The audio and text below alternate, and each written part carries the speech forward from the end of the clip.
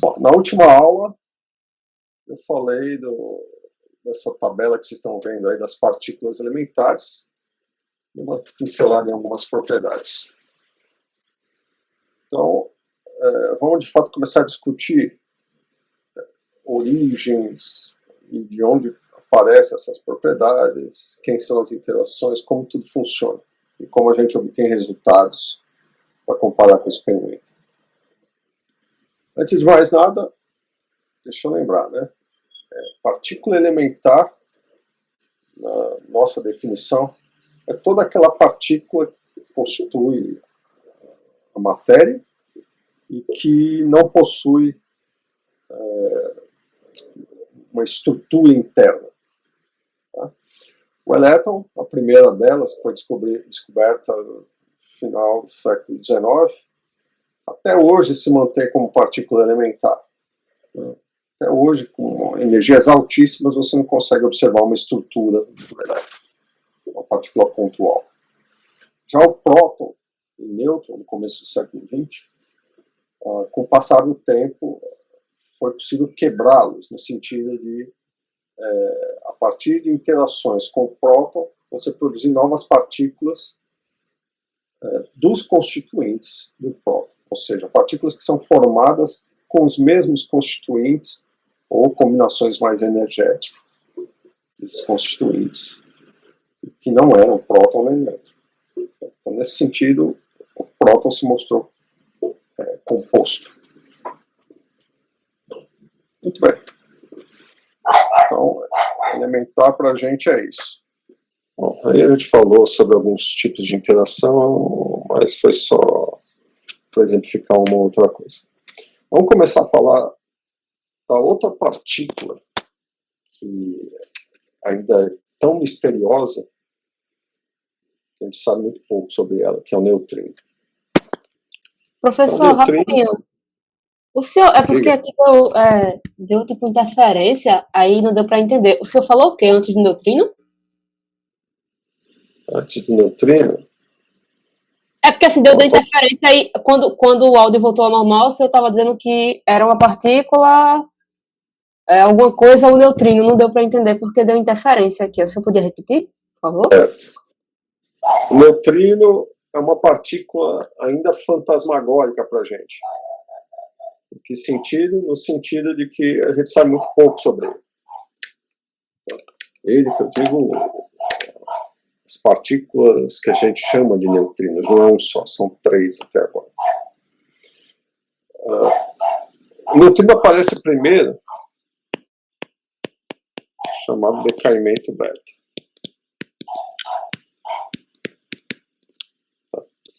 O que é o decaimento beta? Você tem um nêutron,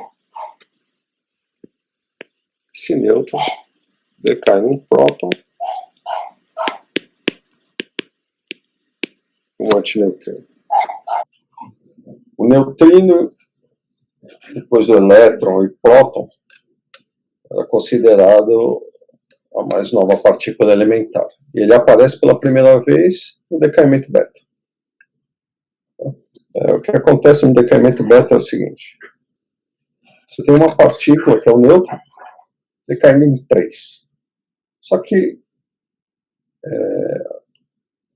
você não sabia da existência disso daqui, que é o neutrino. Vamos cortar. Tá? O princípio que você observava era o nêutron decaindo num próton, emitindo um elétron. Tá? Então, o que você espera nesse decaimento? Se você olhar no referencial de centro de massa do nêutron, tá?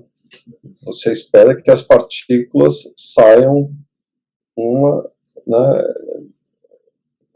no sentido exatamente oposto à outra. Tá? Porque o momento linear é conservado, o momento linear antes da reação é 0, tem que ser 0 depois. Tá? No referencial de centro de massa do nêutron. Muito bem. O próton, de fato, ele está dentro do núcleo, então você tem um núcleo que quase não sofre recuo. Então você espera que a energia do elétron seja um pico, um valor muito bem definido. Ele basicamente vai carregar toda a energia que é a diferença de massa desse próton e nêutron. Martins, só conseguiu entrar agora? Eu dei 5 minutos e voltei agora. Tá certo. Então, deixa eu só repetir rapidamente. Decaimento beta. Nêutron decai num próton, um elétron. Essas são as partículas que são observadas. Nesse decaimento no referencial de centro de massa do nêutron, próton e elétron têm momentos lineares opostos e idênticos. No entanto, como esse nêutron está dentro do núcleo e o efeito dele decair num próton só provoca um pequeno recuo do núcleo, quer dizer, basicamente toda a energia vai para o elétron, você espera observar, né, nesse decaimento um elétron com uma energia muito bem definida. Por exemplo, um valor aqui, um pico. Só que, na verdade, o que você observa experimentalmente é essa distribuição de energias. Então, a primeira proposta que o pessoal fez foi, olha, a energia está sendo violada nesse decaimento. É claro que ninguém gostaria de abrir mão de um princípio tão fundamental quanto conservação da energia.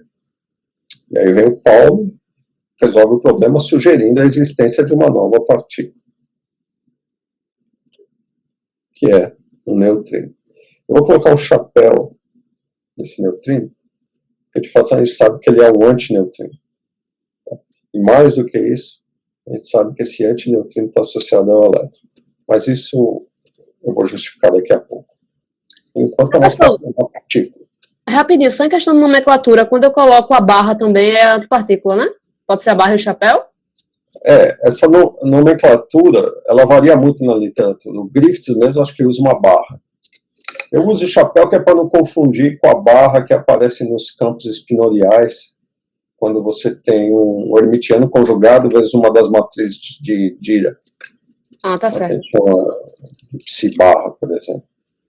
Mas tanto faz. Desde que você saiba exatamente o que você está fazendo, a notação é livre. Tá? Na verdade, eu costumo nem usar barra, nem chapéu. Eu escrevo o diagrama de Feynman, e do diagrama de Feynman é nítido o que é partícula, o que é antipartícula. Vocês vão entender isso mais tarde. Mas por enquanto, deixa esse chapéu, saber que é uma antipartícula. E aí você vai perguntar, poxa, como é que eu sei que é antipartícula? É por conta da posição da seta no diagrama, né? Quando você monta? Isso tem a ver com a orientação da seta dos ferros. Mas a gente vai ver isso. O importante aqui é, quando você propõe uma nova partícula, você resolve esse problema da distribuição de energia, porque agora não é só o elétron que carrega a energia disponível da diferença de massa dessas duas partículas. Tem mais uma. Então eles dividem essa energia, e essa divisão pode se dar de qualquer maneira. Claro que aquela tem um pico numa certa região, mas ela pode ir desde 0 até algumas dezenas de 10 a quinta volts. Tá? Então são centenas de milhares de volts. Ok? No máximo, aqui ela já vai indo a 0 de novo. Tá? Então, não sei se vocês entenderam. A proposta do neutrino, que na verdade o Pauli chamou, acho que de nêutron, no primeiro momento. Nêutron não. Qual é o nome dela? O neutrino foi o Fermi que batizou esse nome, né?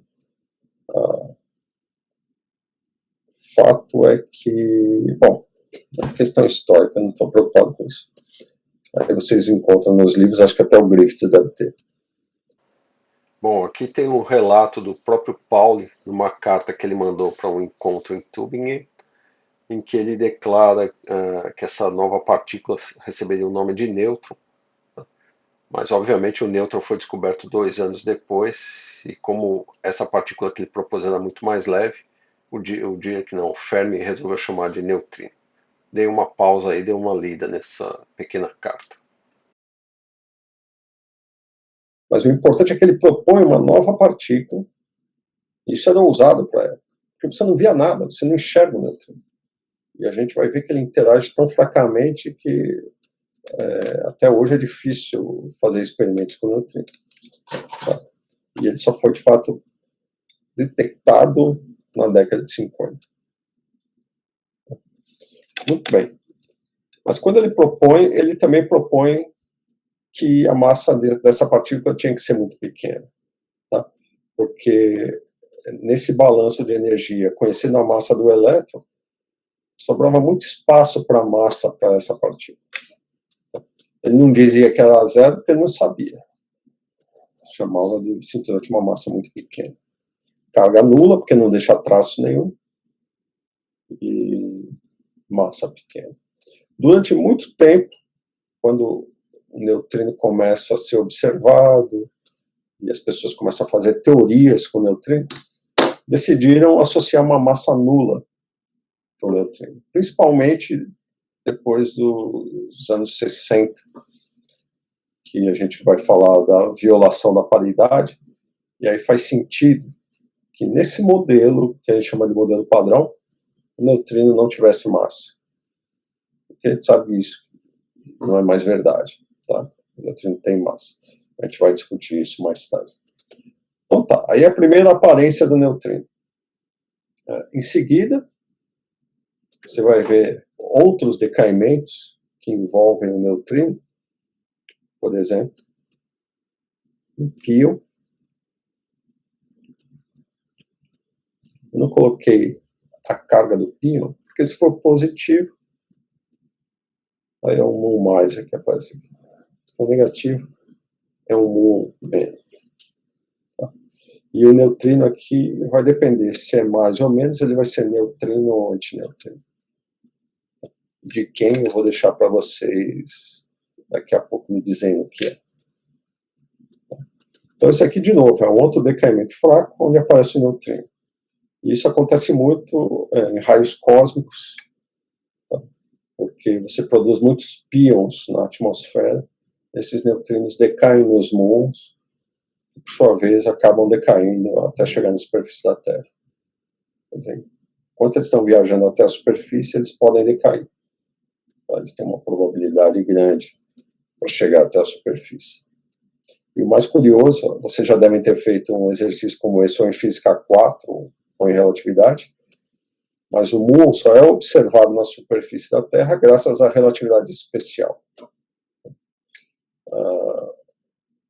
Porque no referencial de repouso dele, o tempo de vida, se você calcular e multiplicar pela velocidade, você vai ver que ele não vai percorrer uma distância que é da atmosfera até a superfície da Terra. Ele não teria como chegar na superfície. Mas graças à dilatação temporal, à relatividade especial, e ele tem uma velocidade próxima da luz, ele acaba chegando. Tá? Isso é bem bonito, é uma das comprovações da relatividade especial. Mas vamos lá. Outros decaimentos com neutrino, muon, mais dois neutrinos. Todos esses decaimentos são fracos. A gente vai entendê-los muito bem. E o que é legal aqui é o seguinte: no começo você não enxergava nenhum desses neutrinos. Até hoje você não enxerga, né? Mas você já consegue usá-los em experimentos e ter certeza que eles estão sendo produzidos. E é isso que nós vamos discutir. Para vocês terem uma ideia, os neutrinos que chegam do Sol,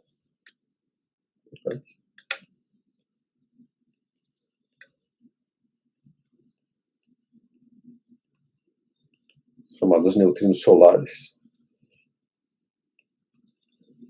eles chegam num fluxo da ordem de 10 a 11 neutrinos por centímetro quadrado por segundo. Ou seja, 100 bilhões de neutrinos. Em cada segundo estão atravessando uma área de 1 centímetro quadrado do seu corpo. Então, centenas de bilhões de neutrinos estão te atravessando o tempo todo. Felizmente, eles só interagem fracamente. E isso faz com que eles quase raramente interajam com algum átomo do seu corpo.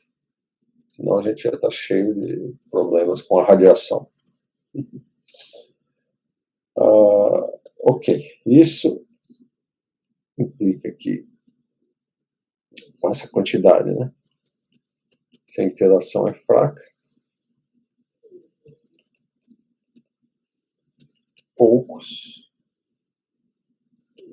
interagem, é isso que eu quero dizer, com a matéria.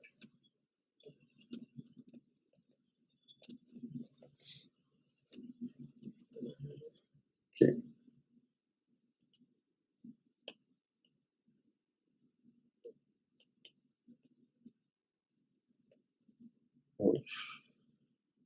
Deixa eu apagar essa página.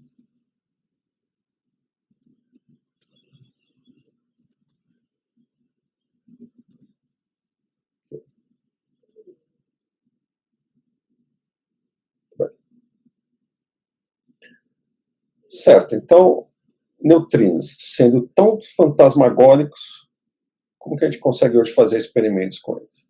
Os primeiros experimentos começaram na década de 50.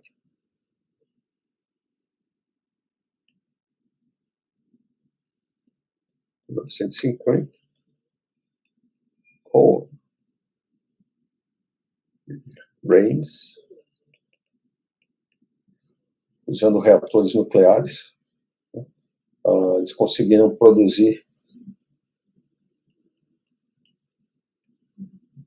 cerca de 5 vezes 10 a 13 neutrinos por centímetro quadrado por segundo. É muito mais do que o que vem do fluxo de neutrinos solares. Então, após a produção desses neutrinos, depois de cerca de 1 hora,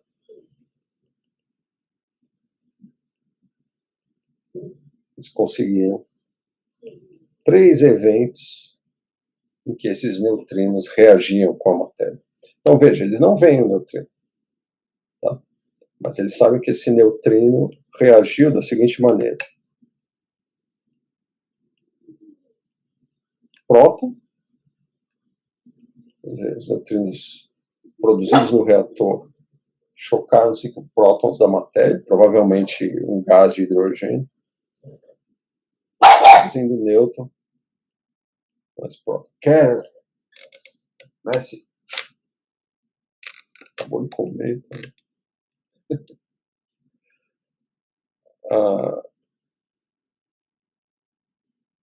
Percebe? 3 eventos a cada hora. Né? Mas já é bastante. Na década de 50, depois da Segunda Guerra Mundial, com o advento da bomba atômica, o pessoal começou a investir em reatores para a ciência em vez de guerra. Tá?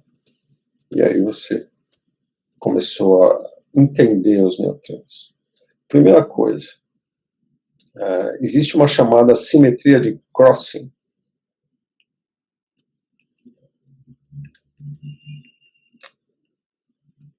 Ou cruzamento, em português, que implica o seguinte: se eu tenho uma reação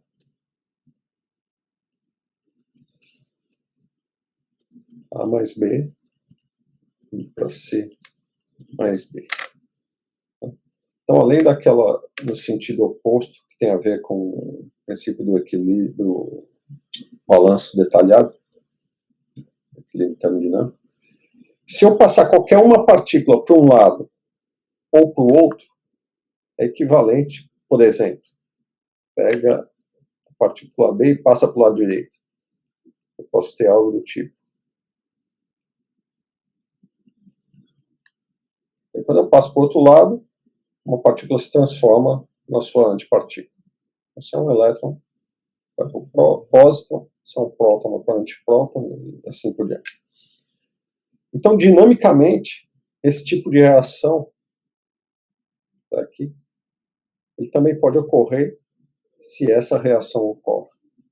Além de várias outras possibilidades. Vocês podem imaginar várias. Por exemplo, B mais C bar. Vamos achar. Indo para quem?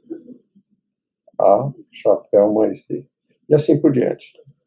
Então, esses cruzamentos, eles são permitidos. E a gente vai ver claramente que isso é possível quando vocês entenderem as interações através dos diagramas de Feynman. Tá? As regras de Feynman. Professor, Diga. No primeiro exemplo que você colocou da simetria de Gauss, tinha duas setas, provavelmente pode dizer que é reversível. Nos outros exemplos, você só não colocou ou é alguma implicação dessa simetria também? Não, eu não coloquei porque eu sou preguiçoso. Mas nesse caso aqui é natural você pensar nisso. Aqui já nem tanto. Tá? Embora seja possível, mas você não vai imaginar 3 partículas colidindo para formar uma só. Você não estuda, você não faz colisão de 3 partículas, só por isso. Geralmente você faz colisão de 2 partículas ou olha para o decaimento de uma partícula. Entendeu? Mas, claro que é possível. Se eu tivesse essas 3 partículas disponíveis e elas se encontrassem num ponto, certamente um dos resultados seria produzir o que está do lado esquerdo. Tá certo, obrigado, professor. Mas por que eu estou falando dessa simetria de Crossing? Porque basicamente os resultados, né, de tempo de reação, seção de choque, vão ser basicamente as mesmas, às vezes com uma pequena modificação. Mas por quê? Porque a dinâmica permite isso. Quer dizer, a dinâmica tem a ver só com a interação, e a interação não mudou pelo fato de eu ter trocado partícula por antipartícula nessas reações. O que pode sim acontecer é um impedimento cinemático. Em que sentido? Nessa reação aqui, quando eu passei o B do lado direito, e eu obtive essa reação, acontece que o A pode ter uma massa que é menor do que a soma da massa dessas 3 partículas. Nesse caso, é óbvio que não pode decair. Então, eu tenho um impedimento cinemático. Ou, da mesma forma, o sentido inverso da reação, se a energia cinética, né, no centro de massa dessas 2 partículas não for suficiente para produzir essas outras 2. Tá? Mas, dinamicamente, todas essas reações são possíveis. A cinemática a gente vai estudar ela rapidamente em breve. Ok, mas vamos lá. Vamos usar essa simetria de Crossing. Então, se eu posso, a partir dos experimentos de Rowan e Davis, observar essa reação, será que eu posso observar essa reação aqui? Nêutron. Opa, deixa eu fazer outra coisa.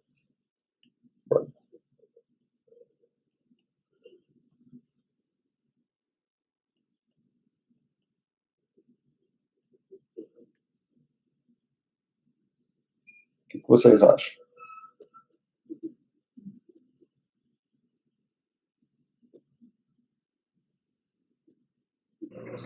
O nêutron e o próton têm a mesma massa, né? O nêutron é um pouco mais pesado que o próton. Então eu diria que dá, já que os outros componentes não são tão pesados. Exato. O nêutron acho que tem cerca de 939 MeV, o próton 938, alguma coisa. Mas a diferença da massa deles é maior do que a massa do elétron. Portanto, esse decaimento é possível. Né? E se você olhar... Cadê o decaimento? Olha aqui. Nêutron indo para próton, elétron, antinêutron do elétron. É justamente aquele decaimento beta que a gente viu lá em cima.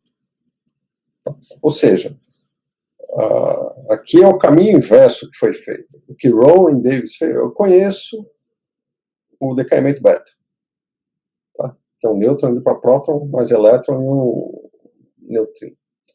Então eu vou fazer o seguinte, usar a simetria de Crossing, chocar um neutrino com um nêutron e produzir próton e elétron.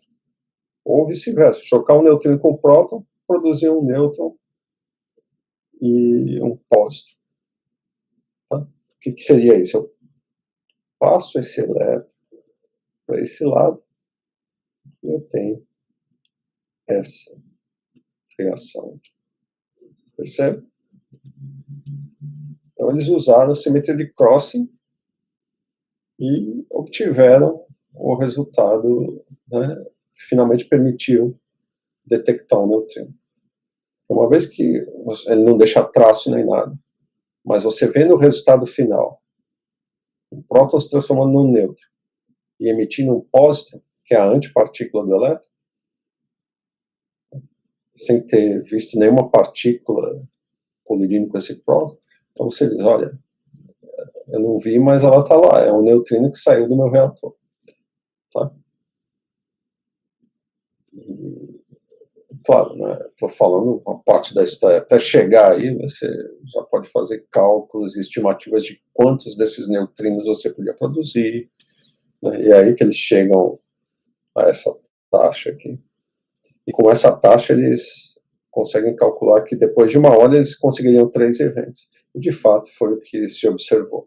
Então tudo isso é uma predição. E diante dessa predição, eles conseguiram realizar o experimento e mostrar que de fato esse neutrino existe. Não é só uma proposta teórica de Pauli para descrever o decaimento beta. Compreendeu? Diga, Pérola. O senhor fez essa última equação aí, que o senhor passou o neutrino para o outro lado pela simetria, mas aí não era para ser só o neutrino e não o antineutrino? Você está falando nessa reação? Não, porque o senhor não fez a reação de baixo, essa última aí. E aí o senhor meio que fez, pelo menos eu entendi assim, né? O senhor ligou ela com a de cima, mas aí se eu estou passando o antineutrino não liga, não teria que ficar o não sei neutrino? o que eu fiz, mas vamos fazer de novo. Aqui, obviamente, eu tenho antineutrino e próton, então eu tenho isso e tenho isso. Então o que eu tenho que fazer é passar o elétron para o lado de cá. Se eu fiz algo diferente, eu fiz errado, desculpa. Mas foi isso que eu quis dizer. Tá certo. Claro, eu podia passar esse antineutrino para cá, mas aí ficaria neutrino mais nêutron, não antineutrino mais próton. Que também é possível. Tá? Se eu, em vez de colidir um antineutrino com próton, eu colidisse um neutrino com um nêutron, eu ia ter esse resultado final. Quer dizer, você ia ver o seu núcleo se transmutando, aumentando em uma unidade no número atômico, né? Porque você transformar um nêutron num próton. Tá? Então, tudo isso é possível. Por outro lado, olha isso aqui. Eu estou aqui adicionando vários fatos, né, e argumentando. Se tiverem dúvidas, vocês perguntam. Davis e Harman, isso no final da década de 50,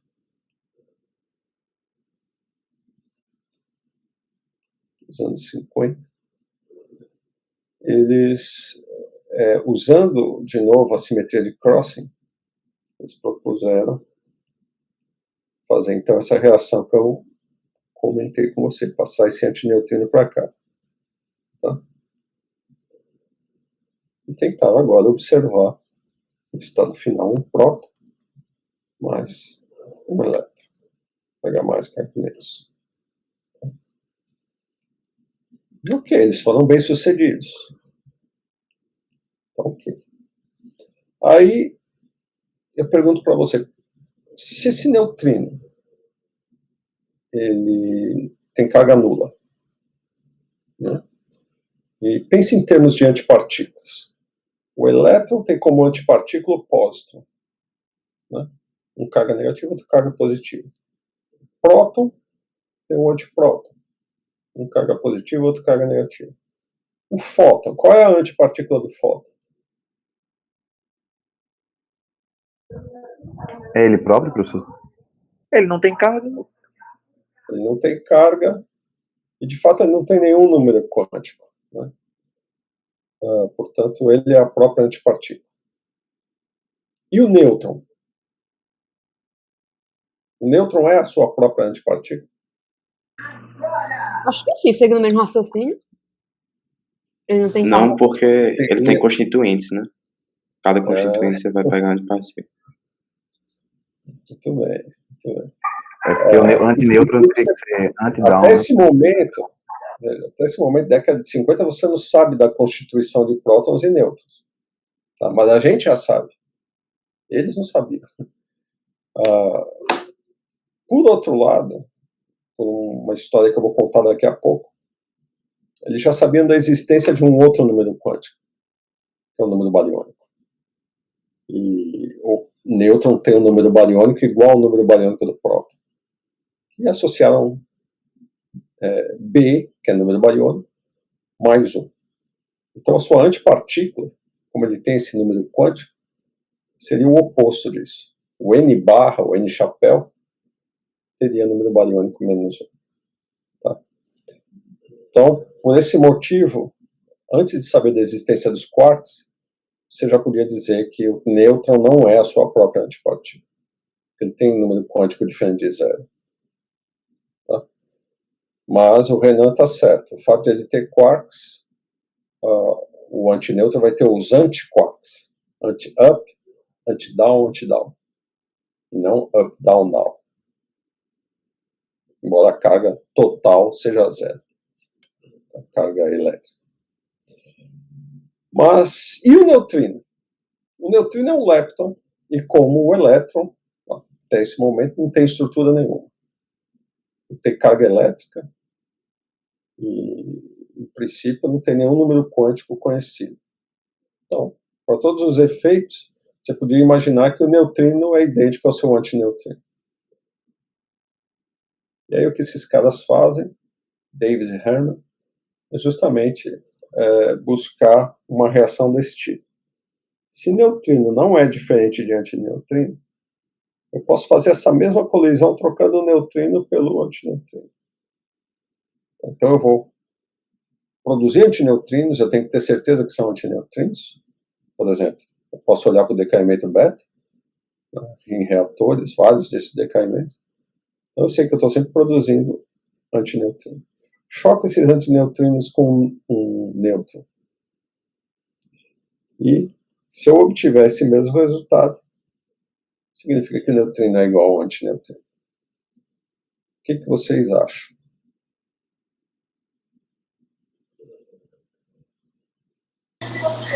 Acho que dá errado. Mas por quê?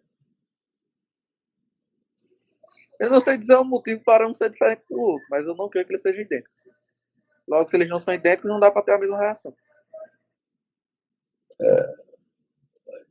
De fato a gente não sabe o motivo. Mas a verdade, você está certo, isso daqui não ocorre. Eles fizeram esses experimentos várias vezes e não era isso que eles observavam. Tá? Então, o fato é, o neutrino não é idêntico ao seu antineutrino. Na verdade, hoje a gente tem teorias para neutrinos que, em princípio, permitem que você tenha neutrino igual a antineutrino.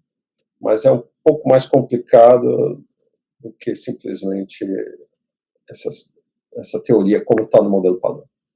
Então não vou entrar nesse caso. Seria o que a gente chama de neutrino majorano.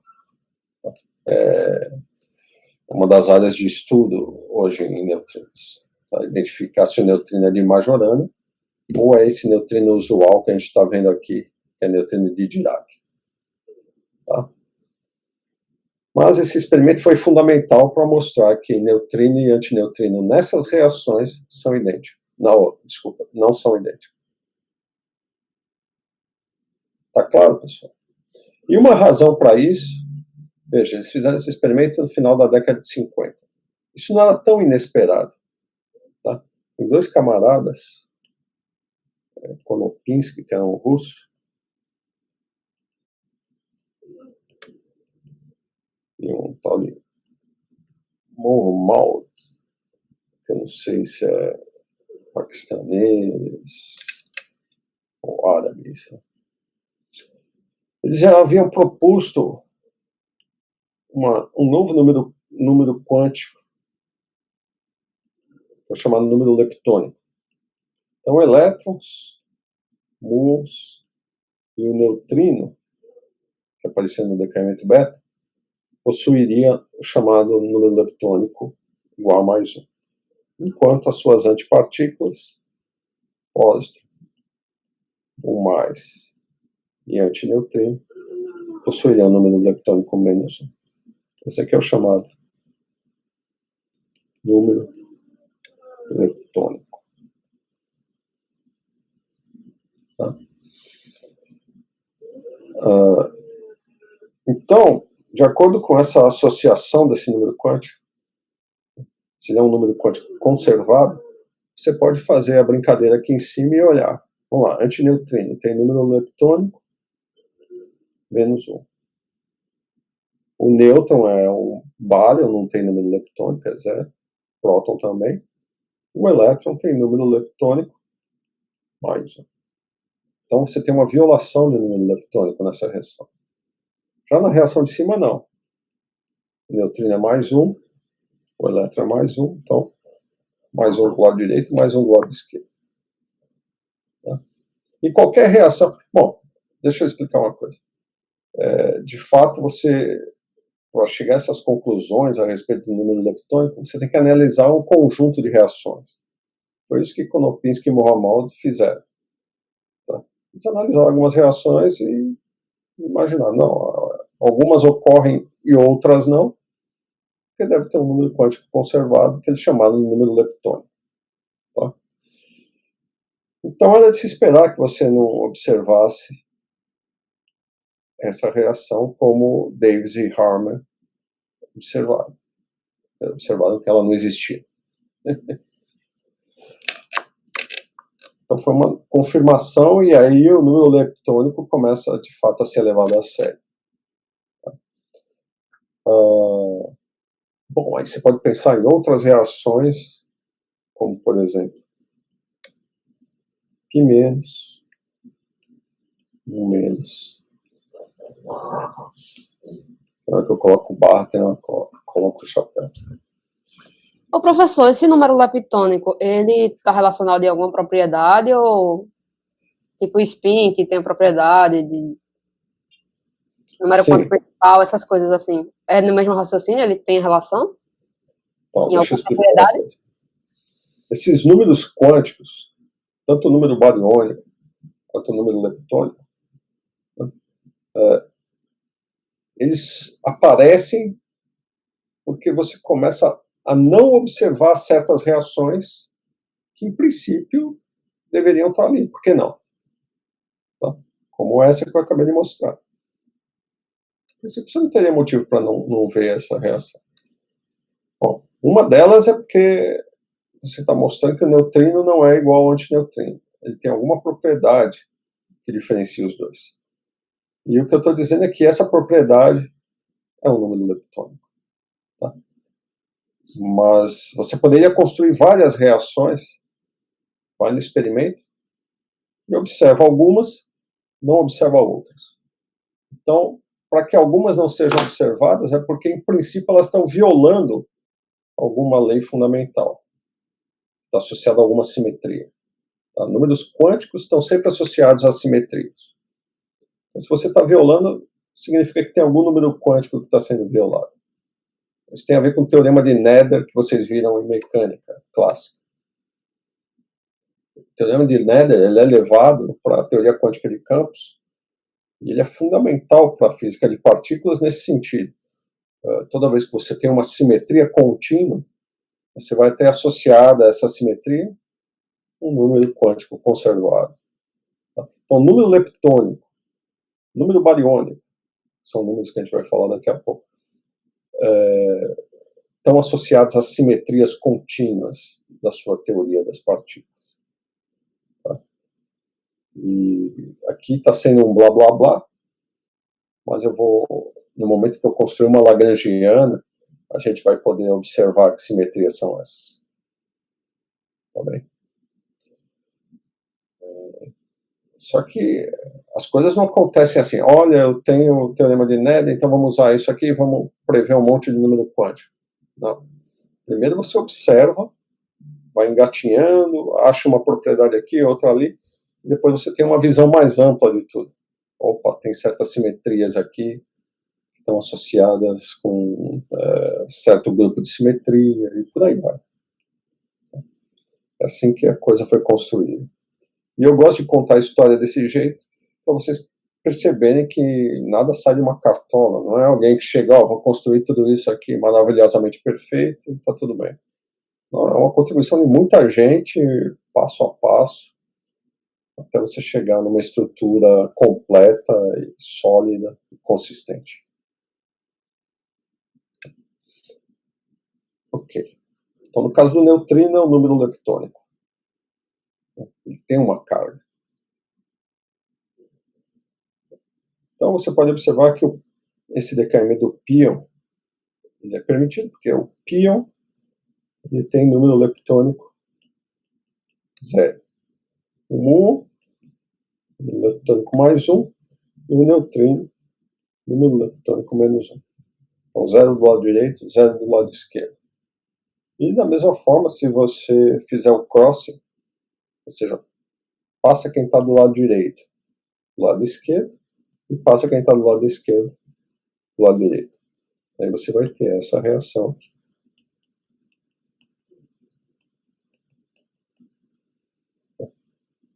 Também é conservado porque você só trocou aquela mais por menos. Mais 1 para menos 1. Alguma dúvida até aí? Agora não. Certo. Então agora vamos colocar mais uma coisinha nessa história. Pense na seguinte reação.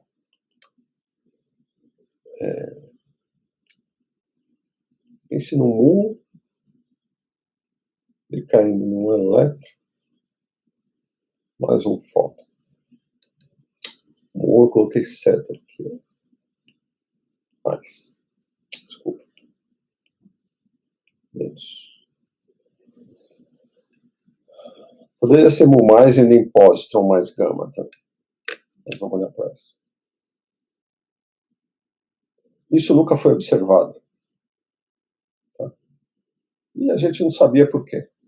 Quer dizer, os físicos da época não sabiam por quê. Porque não está violando nenhum número quântico conhecido.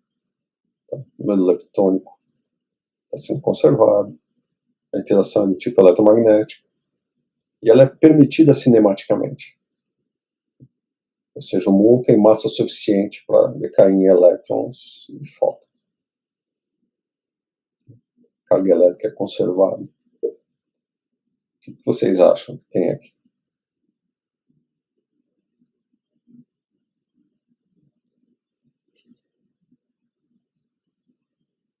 Alguém que não seja o Lucas? Porque o Lucas já andou vendo essas coisas. Repete a pergunta, professor. Não entendi o que o senhor está querendo saber, não. Certo. Essa reação, por tudo que a gente viu até agora, ela é permitida. Tá? Inclusive cinematicamente. Só que ela não ocorre. Ou seja, isso não é visto na natureza. Eu quero saber se vocês têm ideia por que não. Tem a ver com não poder misturar as famílias, que o muon seria de uma e o elétron da outra. Exatamente. Na verdade, você olhando para a reação e vendo que ela não ocorre, você vai ter que postular algo como isso. Quer dizer, é como se o número leptônico ele é conservado, mas só o número leptônico não é suficiente. Tá? É como se eu tivesse que ter um número leptônico do elétron e um número leptônico do muon. Deixa eu fazer outra cor, que essa cor está feia.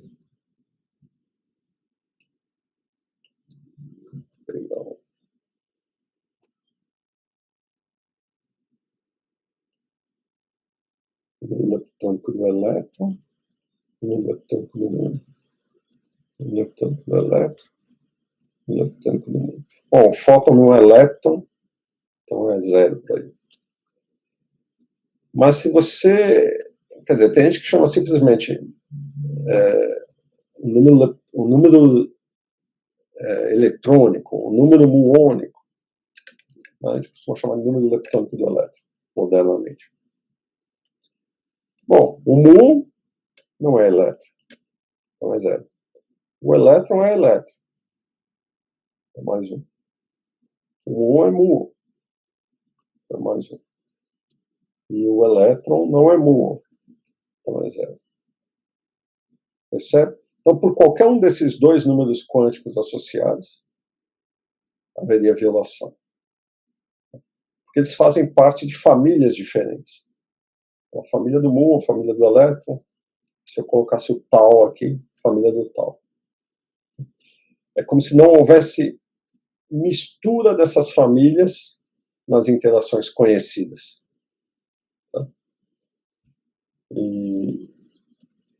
E aí você pode olhar outras reações desse tipo, né, e dizer que isso sempre vale. Ou seja, tem que ter conservação do número eletrônico, tem que ter conservação do número muônico, e assim por diante. É o que a gente chama de simetria de sabor. Os sabores não se misturam. Eles são diagonais no sabor. É por isso, quando eu falei do decaimento beta, vamos voltar lá para o decaimento beta.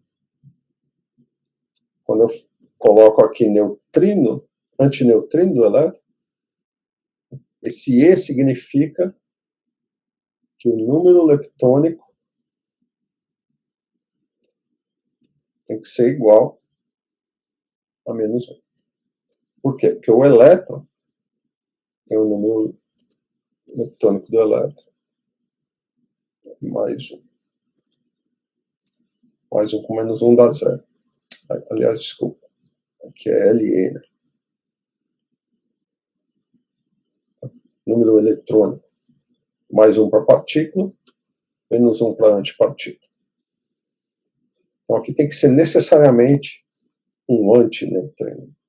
Porque se fosse um neutrino, teria número leptônico mais 1, e ia dar mais 2 do lado direito. Como tem 0 do lado esquerdo, eu teria violação. Tá? Bom, então a gente já viu que o neutrino é diferente do antineutrino, porque carrega número leptônico. Mas não só isso. É um número leptônico específico de um determinado lepton, de tal maneira que esse número seja conservado. Se tem elétron, tem que ser número leptônico do elétron. Se tem muon, número leptônico do muon. Tá? Da mesma forma, no decaimento do muon, o que vocês me dizem? Quem são esses dois neutrinos? Ou seja, a gente pode reescrever essa equação. Muon para elétron mais neutrino mais neutrino. Quem são esses neutrinos? Agora vocês sabem me responder. Um seria o antineutrino do elétron, né, professor? Um será... Quem Seria falou? o antineutrino do elétron Não, Isso. seria o antineutrino do elétron. e o outro, o do muon, né? O Não, outro outro seria o antineutrino do muon? neutrino do muon, não? Já que ele iria passar para o outro lado como o antineutrino do muon. Isso. É isso? É porque teria neutrino do muon, teria o muon e o antineutrino dele de um lado, né? Aí passaria o neutrino, né, pro outro. Tá correto isso daqui ou não?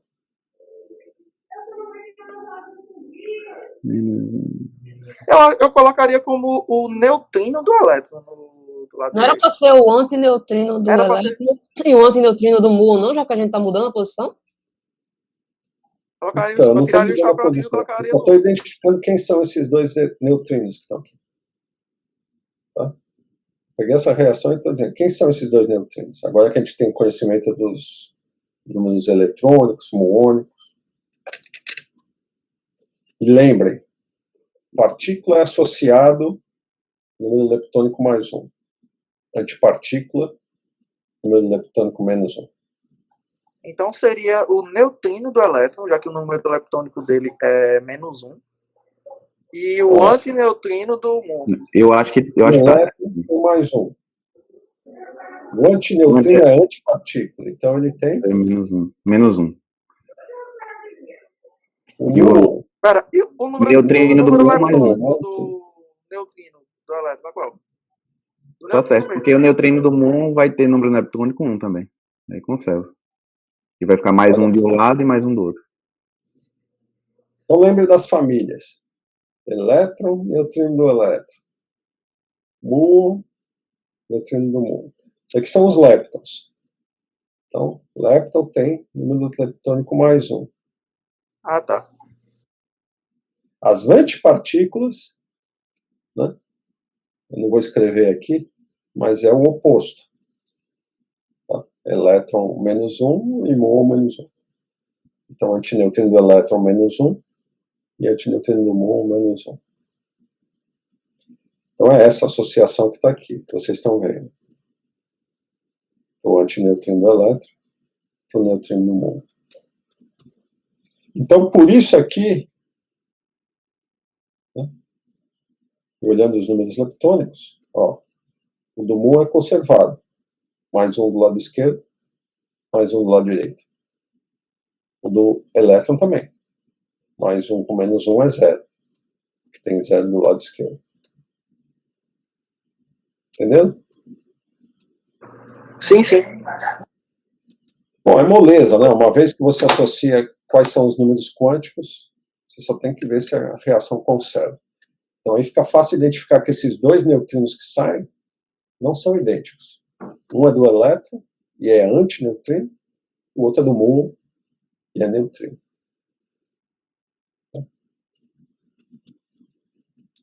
Então, com essa associação, você não pode mais errar nenhuma reação envolvendo leptons. Né? Pelo menos no que diz respeito à conservação do número leptônico. E o número leptônico de cada família. Tá bom? Ok. Então é por isso que esse tipo de reação não ocorre.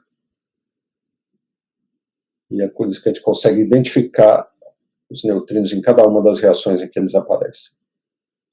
Da mesma forma, no decaimento do pion, e menos, mais, quem?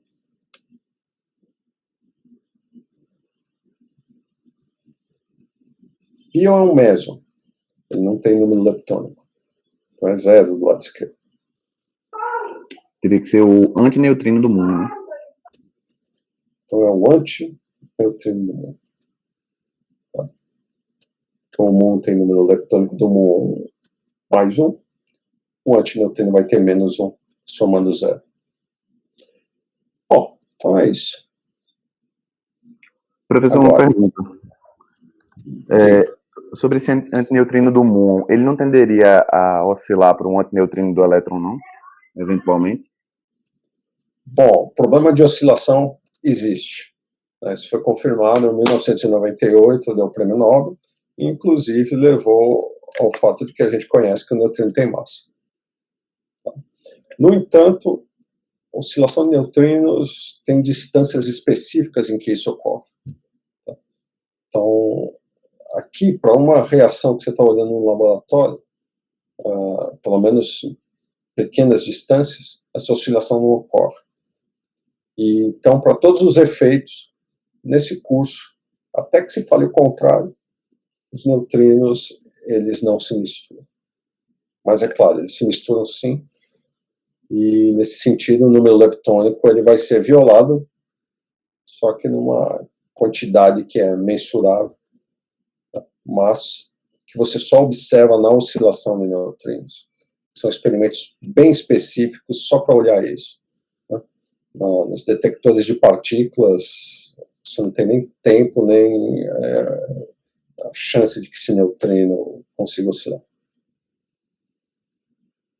Tá bom? Ô, professor, Entendi, professor. Obrigado. Aqui isso tudo é complicado, mas tem que ir mastigando as coisas pouco a pouco. A oscilação de neutrinos é uma coisa que já está além do modelo padrão. ô, professor, mas pelo que o Lucas falou aí, se ele oscilar, não vai estar tendo a violação do número, da conservação do número leptônico, não? Então, justamente é o que eu acabei de falar. Eu tô perguntando de novo porque eu não entendi. Certo. A oscilação de neutrinos você consegue observar a partir de certa distância, né, uns quilômetros, coisas assim. Tá? Inclusive você hoje usa reatores nucleares para produzir esses neutrinos, faz com que eles caminhem uma determinada distância. Então, você tem dois laboratórios, um onde eles são produzidos e outro onde eles são detectados. Porque você precisa de uma distância mínima para poder observar essa oscilação. Tá bom? Num laboratório, por exemplo, em que o LHC, tá, ele tem um detector, aí chega um próton colide com outro próton, no meio dessa brincadeira produz pions, muons, e esses camaradas decaem em neutrinos. Ali eu tenho certeza de que neutrino é produzido. Tá? Ou é neutrino do elétron ou é neutrino do muon. Esses neutrinos só vão oscilar depois de uma certa distância. De qualquer forma, eu não vou detectar esses camaradas. Então, eu já não estou mais preocupado com eles. Então, para todos os efeitos, a violação de número leptônico nas reações observadas em aceleradores de partículas, elas não existem. Mas sim, elas existem quando você está interessado em fazer um estudo unicamente de oscilação de neutrinos, envolvendo umas distâncias mínimas, né, que geralmente são alguns quilômetros. Não sei se vocês tiveram a oportunidade de ver um seminário recente, era de quem foi? Foi um cara do Super Kamiokande, um experimento lá do Japão, primeiramente utilizado para medir o tempo de decaimento do próton e depois ele foi utilizado para observar essas oscilações de neutrinos. Deixa eu fazer uma parte aqui primeiro. A minha fala está saindo pausada por causa do recuo que eu estou ouvindo. É uma desgraça, eu sei. Mas eu vou tentar melhorar isso na próxima aula. Então, continuando. Esses experimentos Super Kamiokande, hoje eles utilizam reatores, né, e constroem isso dentro de montanhas para tirar toda a sujeira de radiação que vem de elementos que estão na própria Terra.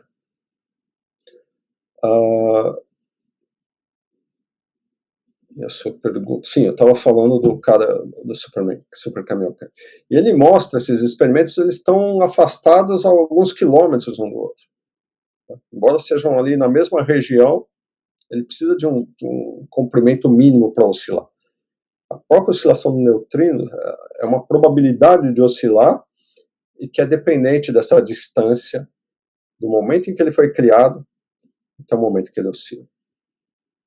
Então, conhecendo bastante já sobre oscilação de neutrinos, você é capaz de construir esses experimentos calculando mais ou menos a distância que vai te dar o máximo da oscilação. Talvez ainda não esteja muito claro, eu sei, mas vocês vão precisar ainda entender um pouco mais para poder chegar nessa questão de oscilação. Embora seja uma questão só de mecânica quântica. Vocês veem lá estádios de 2 níveis, você pode imaginar a oscilação entre 2 neutrinos. Neutrino do elétron, neutrino do muon. Ô, professor, Ele passa como se fosse de um nível para o outro. É uma matriz 2×2, aí você calcula essa probabilidade no tempo, no espaço. Um probleminha de mecânica quântica que está até no Griffiths, um dos problemas lá na frente no curso de mecânica quântica. Diga. Essas oscilações, elas seguem uma ordem, por exemplo, tipo, tem os 3 neutrinos, né? Então, existe alguma ordem, o neutrino do muon, ele oscila para o neutrino do elétron, tipo uma preferência, ou eles oscilam aleatoriamente entre si? Não, tem preferências. Você hoje é capaz de construir uma matriz, né, que a gente chama de matriz de mistura entre os neutrinos, e a partir daí tirar quais são as maiores probabilidades de oscilação de um sabor para o outro, que a gente chama. Elétron, muon, tal, a gente chama de sabores. Da mesma forma os quarks. Né? Up, down, são sabores dos quarks. E essas oscilações entre sabores, elas são mais prováveis em algumas direções do que em outras. A direção que eu digo aqui é elétron para muon ou elétron para tal. Certo? Mas tudo isso, de novo, você constrói a partir da mecânica quântica. Você pode fazer isso para 3 neutrinos, é só uma matriz mais complicada, mas muito bem definida. Que depende das massas dos neutrinos, na verdade, da diferença de massa módulo quadrado. Por isso que a gente não sabe exatamente qual é a massa do neutrino, mas a gente sabe a ordem de grandeza, porque tem diferenças de massa ao quadrado. E como a gente já tem dados precisos sobre isso, a gente sabe dizer que essas massas têm determinado valor. A diferença de massa, desculpa. A gente ainda não conseguiu medir massa do neutrino diretamente. Tá? Ainda não tem um experimento que faça isso. Mas voltemos aqui. Espero ter esclarecido alguma coisa. Então, ok. Então você sabe dizer que no decaimento do muon, você vai ter... Cadê o muon? Eu fiz o decaimento dele em algum lugar aqui. Está aqui. Muon, elétron, 2 neutrinos. Então, você vai ter 2 tipos de neutrinos. Então, o próximo passo, né, para os experimentais, é testar a detecção desse neutrino. Neutrino do muon. E aí surge um experimento em 1962, em Brookhaven.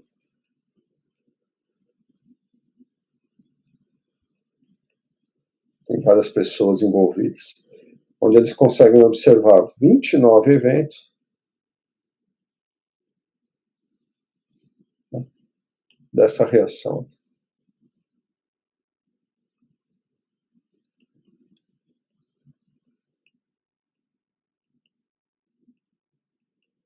Ou seja, você pega um decaimento em que aparece o antineutrino do muon, por exemplo, um pion. Dá uma olhada aqui. Ó.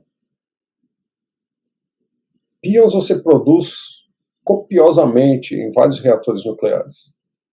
Então, o que você faz é... Você sabe qual é a direção do muon que está saindo. Então, você colima um feixe de antineutrinos. Tudo porque você sabe qual é a direção desse muon. Então, você está escolhendo um conjunto desses neutrinos que vai estar andando numa determinada direção. Nessa direção, você põe um alvo, que contém prótons, geralmente hidrogênio, um gás. E vê o resultado. Nesse resultado, sempre aparece um muon+, indicando que necessariamente quem está colidindo com o próton é um neutrino do muon.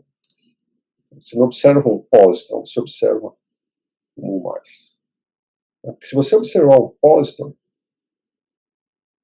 uma reação que você vai ter que observar um elétron e não um muon.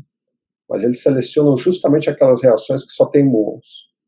E quando você só tem muons, só aparece neutrino do muon, e aqui do lado sempre aparece um muon+, que é a antipartícula do muon. Então é tudo muito bem coordenado, para que você saiba exatamente o que você está fazendo. E ter certeza de que o que está chegando aqui é um neutrino, um antineutrino do muon.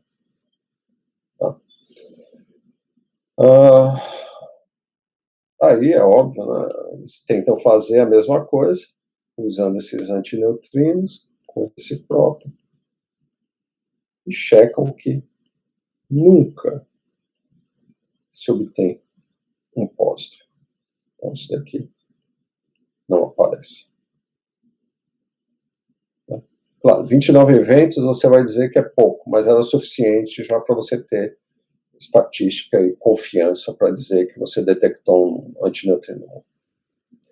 De novo, detectar, você nunca vai observar esse antineutrino. Você observa os resultados, os estados finais. E com isso você tem certeza que ali colidiu um antineutrino mudo. Tá bom? Bom, acho que isso fecha um pouco o que eu tinha para falar sobre leptons e caracterizar esses leptons. Eu vou começar a falar agora sobre os hadrons. Depois de falar sobre os hadrons, entrar no modelo a quarks. Finalmente a gente começa a falar um pouco de cinemática e dinâmica.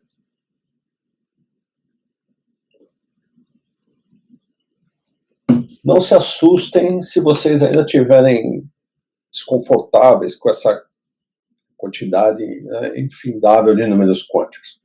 Então você vai se acostumando. E mais do que isso, você vai ver que isso aqui vai se tornar um inferno com os hadrons. Imagina para os físicos de partículas na década de 50 até a década de 70. Era um inferno. Mas eles eram geniais e resolveram o problema. Chegaram àquela tabela que vocês viram como se fosse uma tabela periódica das partículas elementares. Vamos lá, mesons e bários.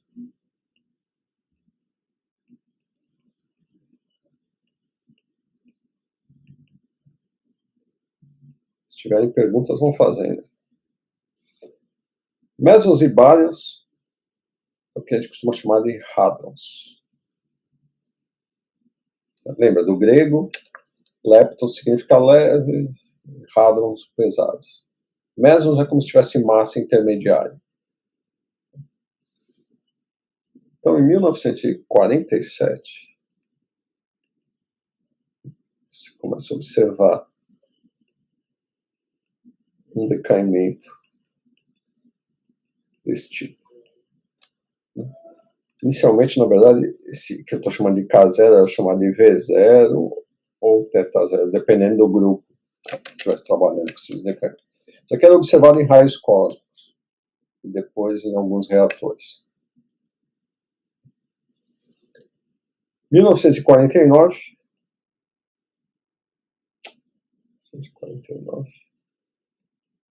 um outro decaimento, K+,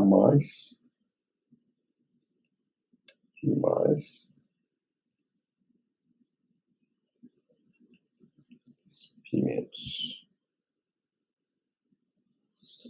Então, quer dizer, a vida do física de partículas começa a ficar complicada.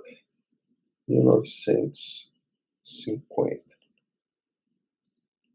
Lambda zero. Volta. Pião menos. E por aí vai. Quer dizer, você começa a observar uma quantidade cada vez maior, crescente de partículas naquele momento, chamadas de elementares. Não é só prótons, elétrons e o muon.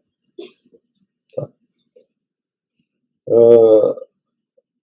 Esses kaons, eles começam a ser chamados, acho que foi quem foi que colocou esse nome? De estranhas, partículas estranhas. Não lembro agora quem foi. Mas isso não importa. Estranhas porque, no princípio, o kaon era uma espécie de novo meson. Tá? Os pions, você sabe por que foram propostos. E Dec e o Kawa achavam que eles eram os que mediavam as interações fortes. Tá? Mas aí começam a aparecer coisas parecidas com os pions, que são esses kaons, K0, K+, são apenas mesons mais pesados. E o lambda zero, como ele decai em próton, e aqui entra uma coisa que eu preciso falar para vocês, eu acho que eu já comentei, mas eu não falei muito, que é o número bariônico. acho que foi Stuckelberg, que introduziu a ideia de número bariônico, meados da década de 30, para dizer por que o próton não decai. Quer dizer, eu podia esperar coisas do tipo: próton indo para um pion, mais um fóton, ou próton indo para um pósitron, mais um fóton. Afinal, essas partículas são mais leves do que o próton. Só que você não observava esses decaimentos. E que bom, né? Senão a gente ia se desintegrar, a menos que o tempo de decaimento fosse muito longo, maior que a idade do universo. Então isso não é observado. Então, para explicar por que isso não é observado, Stuckelberg associou a essas partículas, tanto o lambda quanto o próton, uma coisa chamada número bariônico, B. O próton e o lambda tem número bariônico mais 1. O pion é um meson, portanto não tem número bariônico. Então os hadrons estão se dividindo em duas classes: baryons e mesons. Baryons tem número bariônico, mesons tem número bariônico nulo. E se você olhar para essa equação de cima, ela conserva o número bariônico, mas as de baixo não. E é isso que garante a estabilidade do próton. Então, por isso que Stuckelberg supôs essa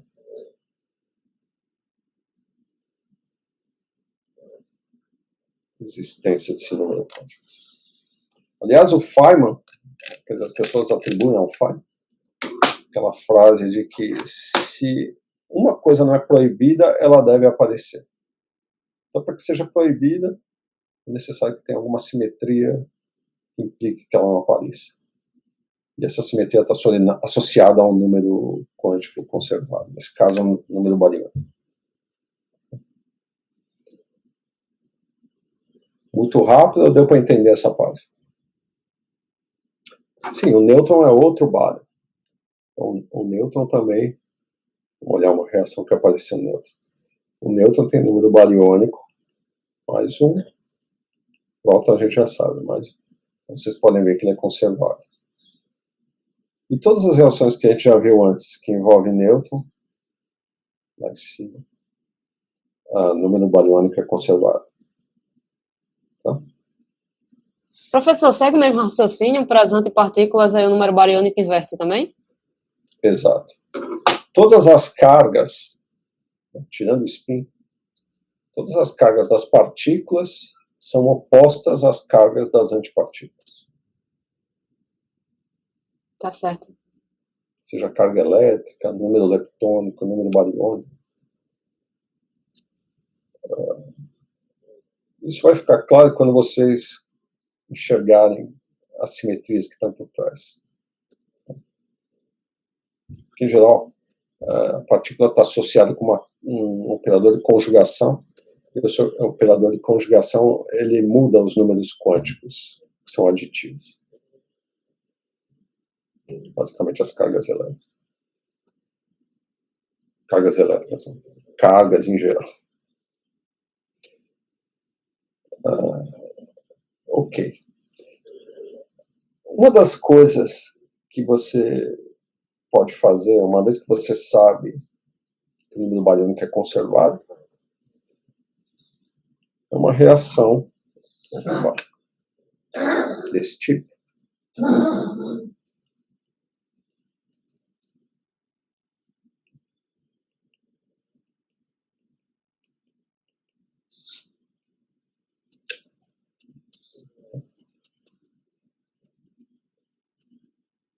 Claro, você precisa ter energia cinética suficiente para esses 2 prótons iniciais para produzir 4 prótons.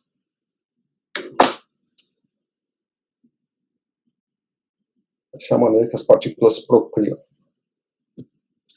mas conservando os números quânticos.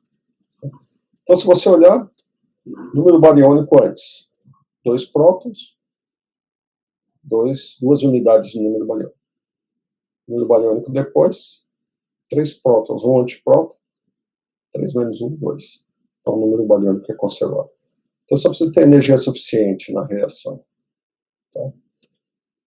E isso de fato foi observado também, né? Foi um dos testes que se fez quando você conseguiu pela primeira vez colidir prótons com prótons. De fato, isso foi observado. Leptons e mesons têm número bariônico 0. É bom lembrar aqui.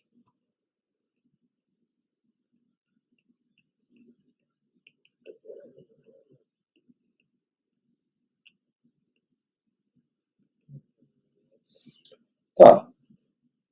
Só que a gente viu que começaram a aparecer esses novos bárions, como lambda zero, Kaons, e muitos outros, né? Meson Rho, Phi, Eta, uma multidão desses camaradas, assim como bárions. O delta mais, cascata, por aí vai. Então, o que parecia muito bem entendido até final da década de 40, quase no final da década de 40, começou a virar um inferno no final da década de 40 até final da década de 60. Tem um monte de partículas novas aparecendo. Então, parecia uma quantidade pequena de partículas elementares se tornou uma multidão. E alguém precisava colocar ordem nisso. E quem faz isso, primeiramente, é Gell-Mann e Nishijima.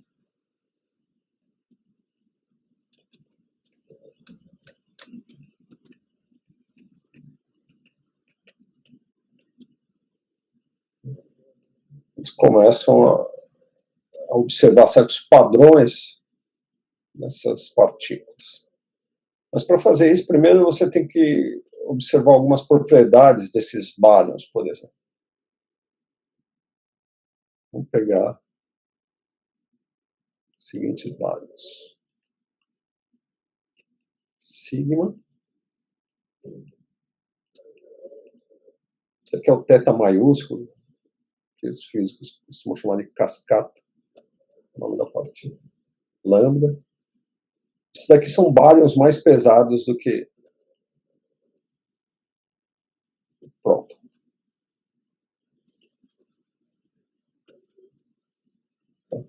E todos eles, como bárion, o número bariônico mais.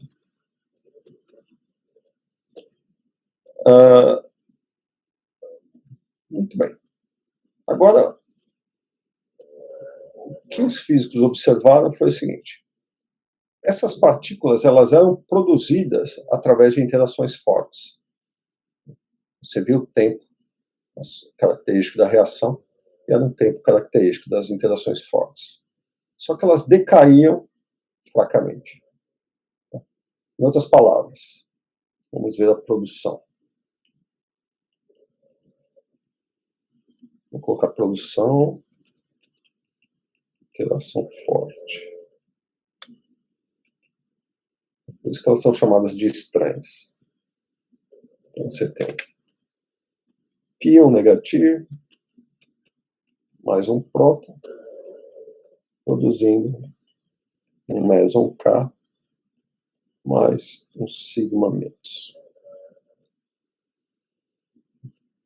Da mesma forma, você pode ter a produção K0 mais sigma 0, ou K0 mais lambda 0. Sempre pion, próton, gerando essas partículas no estado final. E o tempo característico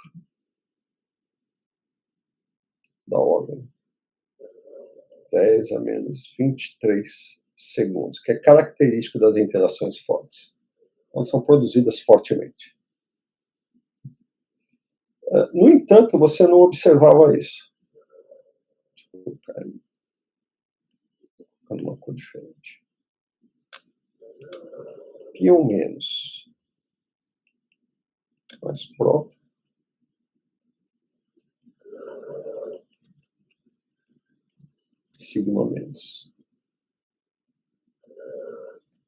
zero.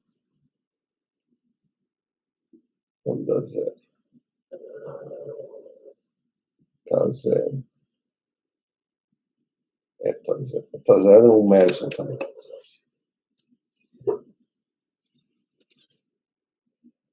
Muito bem.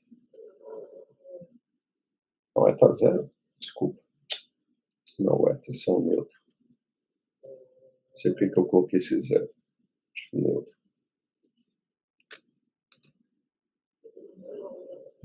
Então isso aqui não é observado.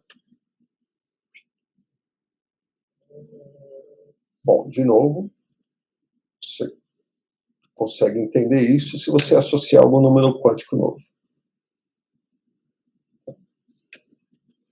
E esse número quântico novo é a chamada estranheza. Então, eu coloco aqui. Vou escrever.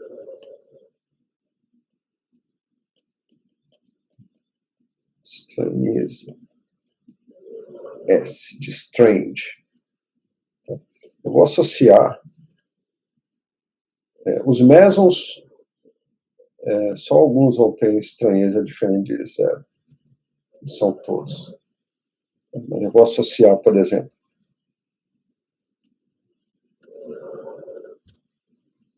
estranheza mais 1 ao K1, estranheza menos 1 ao sigma menos. O K mais, S igual a mais 1. Sigma menos, S menos 1. A mesma coisa, K0, sigma 0. Então, todo mundo nessa primeira coluna, estranheza mais 1, essa segunda menos 1.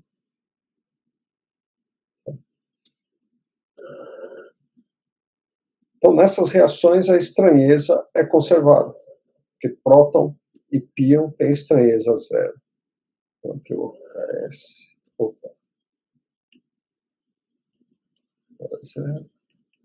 S igual a 0. E do lado direito também. Já nessas reações, se você olhar para a estranheza de novo, então, do lado esquerdo, estranheza 0. Pions tem estranheza 0. Só que o sigma e o lambda tem estranheza menos 1. Já na última reação, o K0 tem estranheza mais 1, mas o nêutron tem estranheza 0. Tá? Por isso que não ocorre. Então, essas aqui. Estranheza menos 1. Essa daqui, estranheza 0. Aqui, estranheza mais 1. Estranheza 0. Compreendido? Diga, McLean. Qual a grande diferença da estranheza para o número bariônico? A estranheza não tem nada a ver com o número bariônico, assim como não tem nada a ver com o número leptônico. Porque se você olhar, todas essas reações, elas obedecem à conservação do número bariônico. Lembra, sigma, lambda e nêutron são todos bárions. Os pions e os kaons são mesons.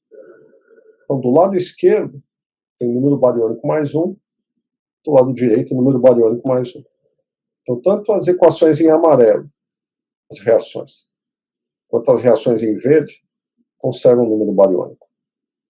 Só que as em verde não conservam estranheza nas interações fortes. Tá? Porque aqui são reações com tempo característico da ordem de 10 a menos 23 segundos, que é característico da interação forte. Então, a primeira conclusão, estranheza é conservada na interação forte. Mas ela é diferente do número bariônico. E se introduz esse número quântico justamente porque você começa a não observar alguns tipos de reações. São essas últimas que eu escrevi aqui. Para você ver o tamanho da bagunça que estava na física de partículas nessa época. Diga, você ia dizer mais alguma coisa? Não, só estava gastando mesmo. Professor, esse número quântico tem alguma coisa a ver com quarto estranho, mesmo que seja só algo histórico, igual a como chamaram o mundo de Meson por um tempo? Tem tudo a ver. Tudo a ver. E a gente vai ver isso assim que eu falar dos quarks. Deixa eu ver aqui. Parece que hoje eu não vou conseguir falar dos quarks na próxima aula. Agora observe outra coisa. A gente tem que ir devagar, então não se sintam afobados. Vão absorvendo o que eu estou falando, vão pensando, vão vendo se vocês encontram alguma contradição, se vocês não entenderam alguma coisa. Professor, é uma pergunta. Vocês vão entender tudo. Diga, Pedro. É uma pergunta meio idiota, porque é tanta informação, mas a estranheza e o número leptônico e o número bariônico que a gente viu até agora, todos eles são associados a todas essas partículas que são elementares, né? Só que aí em alguns vai ter valores zero, né? No caso que a gente viu agora, que é a estranheza, para os mesons é zero. Mas é mesmo assim atribuído a eles também, né? Sim, é quase automático. Você sabe quais as partículas que não carregam certos números quânticos. Por exemplo, nenhum bárion carrega número leptônico. Eles não são leptons. Mas, mas mesmo assim a gente não associa zero, se associou zero. Isso é associado por conta da gente já entender que eles não têm, ou realmente existe isso? A gente pode dizer que o número leptônico do bárion é zero. Não, é isso mesmo. Porque quando você for escrever a simetria que está associada a esse número quântico, por exemplo, a simetria, vou adiantar, é uma simetria 1. O que significa? É uma transformação de um objeto qualquer numa fase, e elevado a I alfa, tá? Multiplicando uma carga no argumento da exponencial. Esse I alfa no argumento multiplica, por exemplo, uma carga. Quando a carga é zero, né, significa o quê? A exponencial é 1. Concorda? Ou seja, a partícula, o campo associado a essa partícula não se transforma. Ele permanece o mesmo. Então, ele não se transforma por uma simetria, ele carrega a carga nula. Essa é a ideia que está por trás. Quando ele se transforma e, portanto, a carga dele é diferente de zero, aí eu tenho que associar essa carga explicitamente. Mais 1, menos 1, ou qualquer outro valor. Ou seja, ele se transforma. Ele se transforma pela simetria. E, veja, aqui, do jeito que eu estou falando, deixa eu colocar em equações, só para você tentar entender. Não se preocupe que você ainda não entende isso. Nós vamos pensar da seguinte forma. Eu vou escrever aqui uma coisa que a gente chama de lagrangiana, ou densidade lagrangiana, uma partícula fermiônica. O D é de Dirac. Psi barra I, gama mi, dmi, menos m, psi. Essa aqui é uma teoria de campos. O psi, na verdade, é um campo. Ele é uma função dos pontos do espaço-tempo. Eu não estou nem preocupado com a quantização ainda disso. Depois a gente não precisa nem falar agora. Mas é a quantização que vai levar as partículas e tudo mais. Mas essa lagrangiana, para campos, não para uma partícula, como você aprendeu em mecânica, ela vai me levar a equações de movimento para os campos. Nesse caso, é a equação de Dirac, que é isso daqui. I, gama mi, dmi, menos m, psi igual a zero. Essa é a equação de Dirac. Tá? Não se preocupe com isso. Gama mi é uma matriz, 4x4. Isso aqui é uma derivada, né? Não sei se você já viu essa notação. Del x mi, é derivada com relação às coordenadas do espaço-tempo. Eu vou falar disso em breve. Mas como eu preciso apresentar a ideia aqui, eu coloquei a derivada. E esse gama mi é uma matriz 4x4. São 4 linhas e 4 colunas. Na verdade, são 4 matrizes. O índice μ vai de 0 até 3. E ele está contraído com a derivada. I é um número puramente imaginário. E M é a massa da partícula que está associada a esse campo. Por exemplo, o elétron. Tá certo? Mas olha o que é importante. Essa é uma lagrangiana que descreve um campo do elétron livre. Ou seja, ele não interage. É algo completamente irreal, mas que já dá para você enxergar alguma coisa a partir daqui. Vamos pensar no seguinte. Suponha que o meu campo seja transformado. Da mesma forma que você usa a álgebra linear para transformar um vetor num outro vetor nesse espaço vetorial que você está interessado. Aqui é um espaço que não é exatamente o espaço vetorial ordinário, mas é o espaço espinorial. Tem um objeto com 4 componentes, espinoridia. Suponha que eu transforme,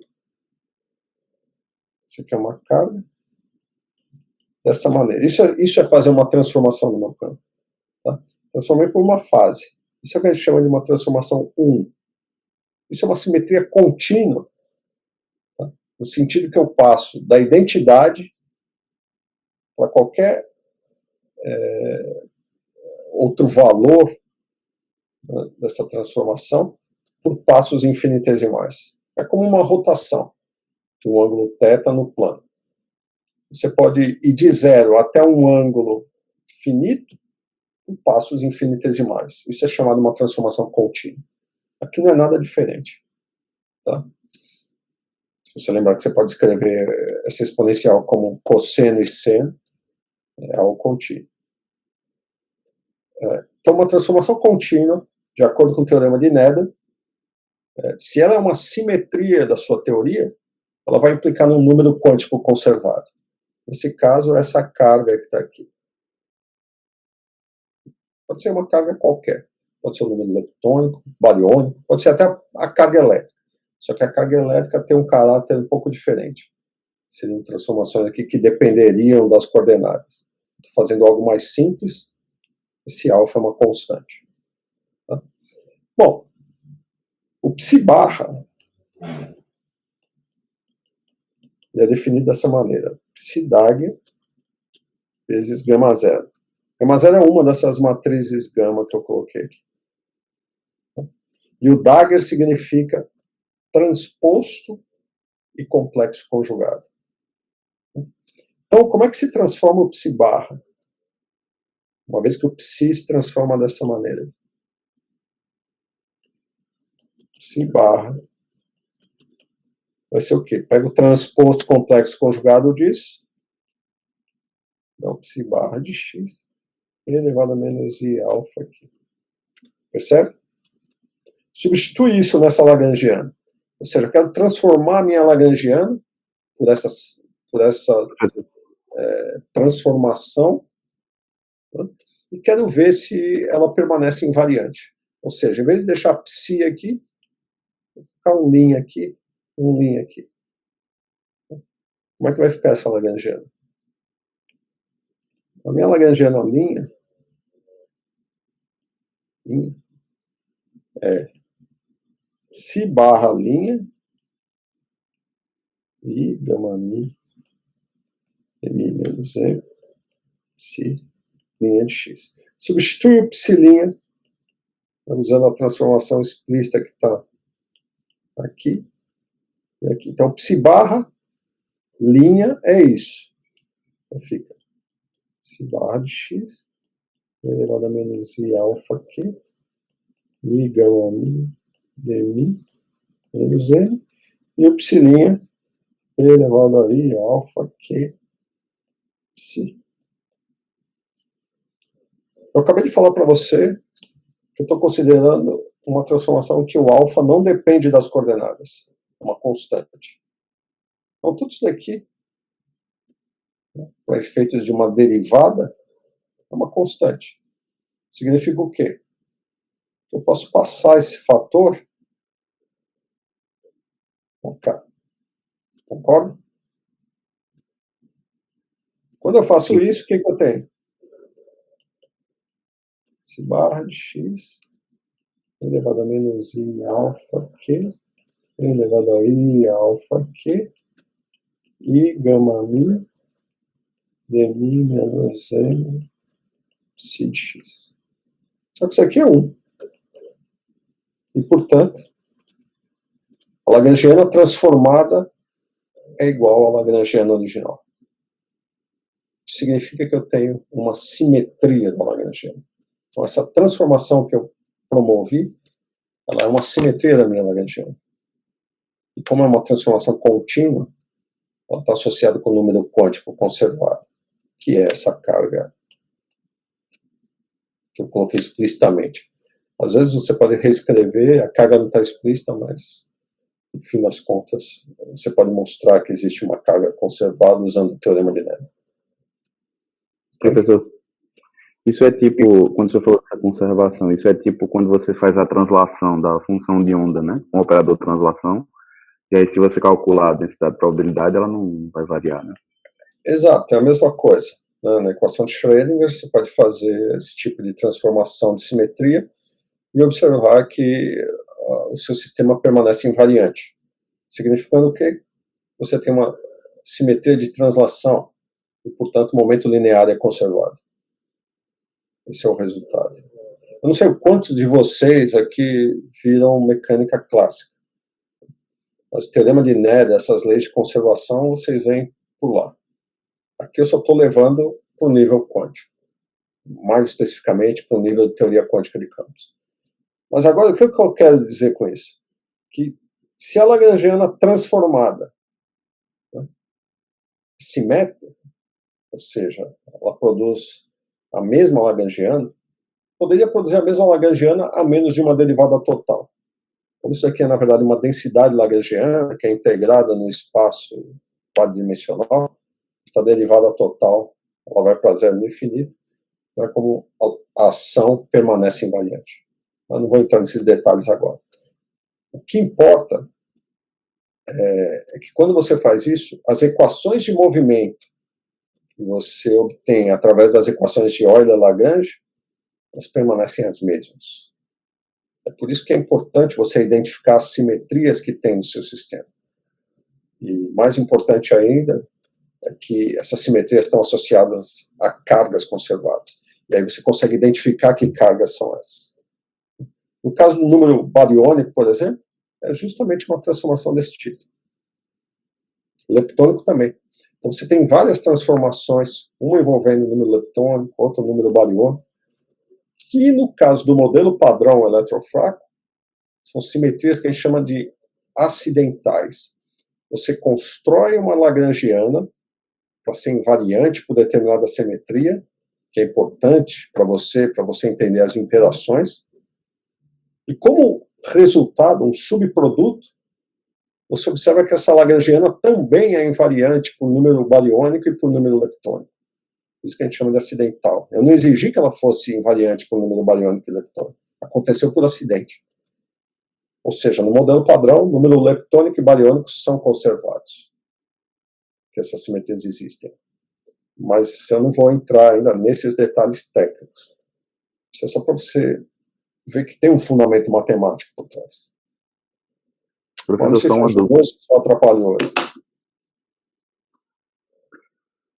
Para mim ajudou bastante. Eu só queria tirar uma dúvida aqui, não é? Eu sei que não foi o seu foco a mostrar a lagrangiana, mas só uma questão de conta mesmo. O senhor fez aí para o elétron livre, né? Se eu considerasse ele interagindo com um campo eletromagnético, o termo que entraria nessa lagrangiana seria justamente aquele tensor eletromagnético, não? Bom, a gente vai ver isso em detalhes mais para frente. A gente vai discutir aquele eletrodinâmica quântica. Então, eu vou dar os elementos básicos para que vocês possam entender. Mas, de fato, o que vai acontecer você vai incluir. Lembrem do eletromagnetismo, vocês devem ter estudado isso com o Albert. Quando você quer descrever a força de Lorentz, você escreve uma lagrangiana, o seu eletromagnetismo, que tem um termo que é chamado um acoplamento mínimo, ou Você faz uma derivação mínima. Você troca o seu momento linear pelo momento linear mais um termo ali que envolve o potencial vetor. Lembram disso? A carga vezes o potencial vetor, né, professor? Isso. Eu estou deixando os fatores multiplicativos de lado, eu não estou preocupado com isso. Mas quando você faz isso, o que você está fazendo, de fato, é incluir o campo A, no caso da uma lagrangiana para a teoria de campos. O campo vai ser o campo AMI, que tem a parte escalar e a parte trivetorial.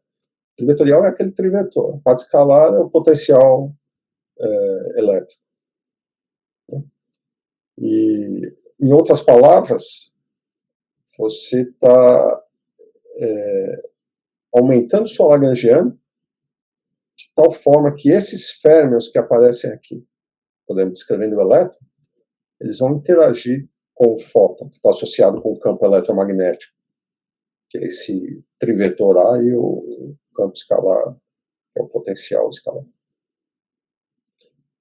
Para muitos aqui, acho que ainda está parecendo esotérico, mas isso vai ficar muito claro mais adiante. Mas é isso. E aí entra aquele tensor F-mini, porque, no final das contas, ele é um invariante que vai poder ser escrito na teoria e que é responsável para fazer com que o fóton se propague na teoria. Se você tiver só interação, o fóton interage, mas não se propaga, então você ainda não tem uma teoria completa. Então você precisa incluir o termo de propagação, que é o F-mini, que te dá as equações de Maxwell.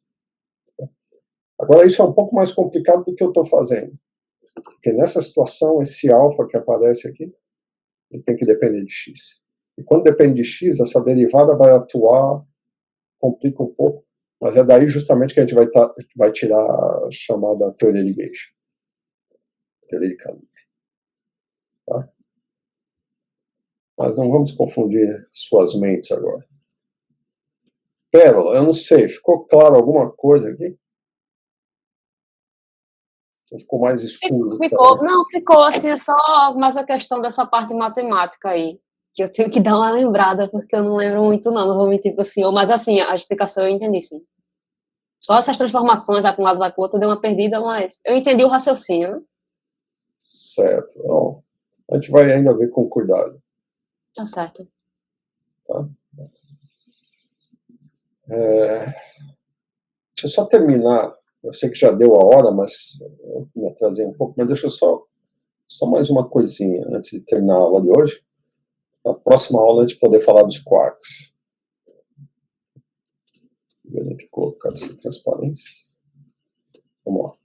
Então a gente viu que alguns processos de produção do cachorro, tossindo, alguns processos produzem essas partículas estranhas numa interação forte, outros não são possíveis, que tem a ver com a conservação da estranheza, só que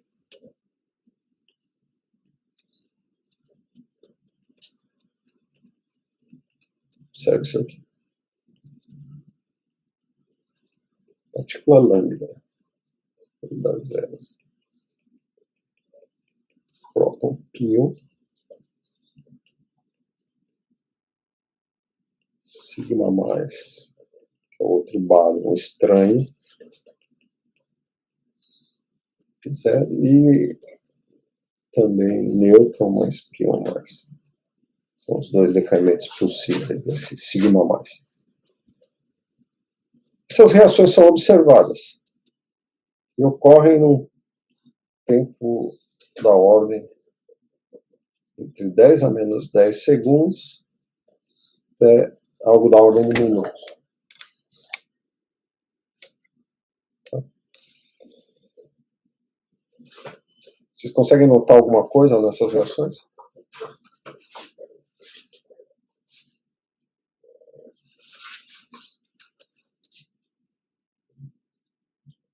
Quer dizer, olha de novo a reação aqui.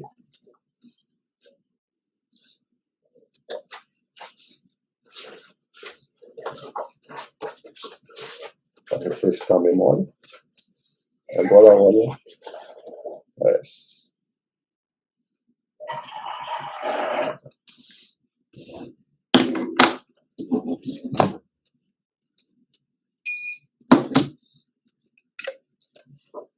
Alguém nota alguma coisa?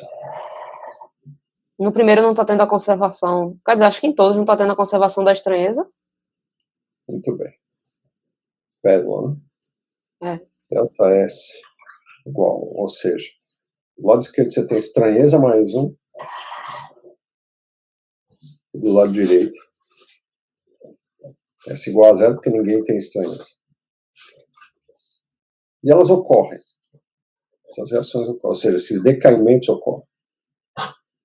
Em outras palavras, essas partículas estranhas que carregam estranheza, elas são produzidas através de interações fortes com a conservação da estranheza, mas elas decaem, violando a estranheza, em interações fracas, que são fracas por causa do tempo típico de decaimento, que é característico das interações fracas. Tá? Então isso é uma coisa que se observa nesse tipo de partícula chamado partículas estranhas. É um fato. Agora, a partir da próxima aula, a gente vai começar a entender o que está acontecendo com essa multidão de partículas novas, com esses números quânticos novos, que é estranheza e tudo mais, através da proposta do Gell-Mann. Gell-Mann e Niemann, no princípio, e depois Gell-Mann e Zweig com o modelo a quarks. Tá? Então, para a próxima aula ficam essas observações. Vocês estão vendo que a coisa está se complicando, mas tudo vai ficar simples quando a gente descrever tudo isso em termos do modelo a quarks de Gell-Mann e Zweig. Professor, o senhor poderia repetir este último fato que o senhor acabou de falar? O senhor falou da estranheza agora? Da violação da estranheza? Isso. Certo. O que a gente observou, o que os físicos observaram nessa época, década de 50 para a década de 60, começo da década de 60, é que você começou a produzir um monte de baryons novos, mesons novos. Desses, alguns possuem estranheza, outros não. Essas partículas que possuem estranheza, sejam baryons ou mesons, eles são produzidos sempre através de interações fortes, como essas aqui, tempo característico da ordem de 10 a menos 23 segundos, e conservam estranheza nesse processo. Ou seja, no processo de produção, estranheza é conservada.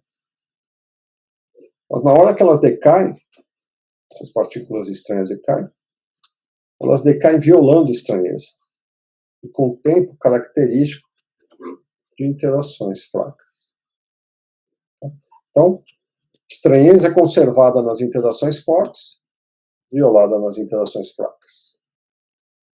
Isso vai ficar claro quando a gente entender um pouco mais sobre os quarks a partir das próximas aulas. Obrigado, professor. Mais alguma coisa?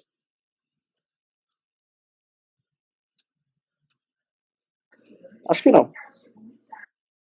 Certo, eu peço desculpas de novo pela bagunça no começo. Eu preciso dar um jeito nesse sistema aqui. Para mim está sendo horrível ouvir esse erro. Não sei o que vai acontecer. Vou tentar resolver, peço desculpas. Espero que na próxima aula isso não aconteça. Tá bom? Até quarta, professor. Tá bom, professor. Obrigado. Vou disponibilizar de novo essa aula lá no Moodle. Eu estou colocando, né, o link para o vídeo no YouTube. Não que vocês vão querer rever, mas se tiver algum ponto que vocês queiram, tá lá. Tá? E, de novo, busquem tirar suas dúvidas tudo através do fórum que tem. É importante. Eu devo alimentar o Moodle com mais algum material em breve. Então tá, se ninguém tem mais nada, boa noite a todos. Até quarta-feira. Boa noite, professor. Até quarta, Boa noite. Boa noite. Boa noite, professor. Obrigado, professor. Até quarta. Boa noite.